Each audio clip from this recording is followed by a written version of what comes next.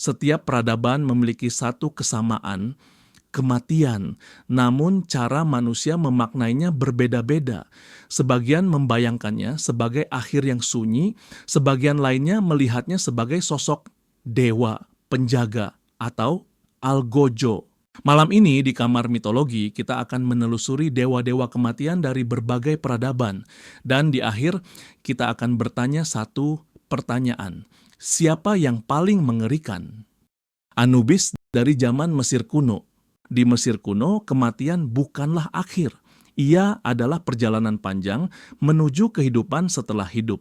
Dan di setiap perjalanan itu selalu ada satu sosok yang menunggu.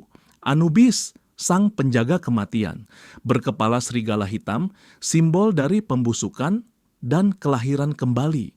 Tugasnya bukan menghukum, bukan pula mengasihani. Anubis menuntun jiwa menuju ruang pengadilan, tempat jantung manusia ditimbang melawan bulu kebenaran. Jika jantungmu lebih berat oleh kebohongan dan kejahatan, maka perjalananmu berakhir di sana. Namun jika seimbang, pintu kehidupan abadi akan terbuka. Anubis tidak memilih, tidak berbicara, ia hanya menjaga keseimbangan dengan kesunyian yang lebih menakutkan dari kemarahan para dewa. Hades, penguasa dunia bawah Yunani. Di Yunani kuno, kematian tidak disambut dengan jeritan, melainkan keheningan. Hades, penguasa dunia bawah. Ia bukan dewa kejahatan. Ia bukan pula monster pemangsa jiwa. Hades adalah penjaga tatanan. Di kerajaannya, jiwa-jiwa mengalir seperti sungai, menyeberangi batas hidup dan mati. Tidak semua dihukum, tidak semua diberi hadiah. Ada ladang tenang bagi mereka yang biasa, dan ada kedalaman gelap bagi mereka yang melanggar keseimbangan. Hades jarang marah, namun sekali dilanggar, tak ada dewa yang berani menentangnya. Hel, dewi kematian Nordik.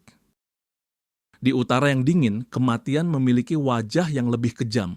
Hel, penguasa mereka yang mati tanpa kehormatan. Ia bukan pembunuh, ia bukan pembalas dendam. Hel hanya menerima. Setengah tubuhnya hidup, setengahnya membusuk, cerminan jiwa-jiwa di kerajaannya. Tidak ada perjamuan, tidak ada nyanyian kemenangan. Di sini hanya ada kesunyian, dingin yang menggigit, dan waktu yang tak pernah bergerak. Hel tidak memilih pahlawan.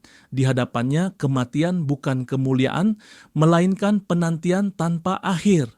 Yama, hakim kematian Hindu-Buddha.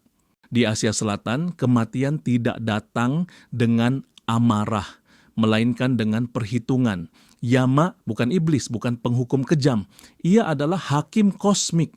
Di hadapannya tidak ada dosa yang dihapus dengan doa dan tidak ada dosa yang disembunyikan oleh kekuasaan. Yama mencatat karma, setiap niat, setiap tindakan, bahkan yang kau pikir tak pernah terlihat. Di ruang pengadilannya, hidupmu diputar ulang bukan untuk menghakimi, tapi untuk menunjukkan kebenaran. Tidak ada pelarian, tidak ada tawar-menawar, karena di hadapan Yama setiap perbuatan akan kembali padamu. Mictlantecuhtli, dewa kematian Aztek. Bagi bangsa Aztek, kematian bukan sekadar takdir, ia adalah ujian. Mictlantecuhtli, penguasa Mictlan, bertengkorak, bertaring, dan dikelilingi kegelapan. Namun yang paling menakutkan bukanlah wujudnya, melainkan perjalanan menuju dirinya. Jiwa harus melewati sungai beracun, angin berpisau, dan bayangan yang memakan ingatan. Bukan satu hari, bukan satu tahun, tapi bertahun-tahun penderitaan. Mictlantecuhtli tidak terburu-buru. Ia tahu pada akhirnya semua akan tiba di hadapannya. Izanami, dewi kematian Jepang. Di Jepang, kematian lahir dari cinta yang berubah menjadi kutukan. Izanami, dewi pencipta yang menjadi penguasa kematian. Setelah mati, ia tinggal di Yomi, dunia bayangan tanpa cahaya. Saat suaminya mencoba membawanya kembali, yang ia temukan bukanlah kekasih, melainkan sosok yang telah membusuk oleh kematian. Izanami murka. Sejak saat itu, ia bersumpah akan mengambil ribuan nyawa setiap hari. Kematian bukan lagi keseimbangan, tapi balas dendam dari dewi yang pernah menciptakan kehidupan.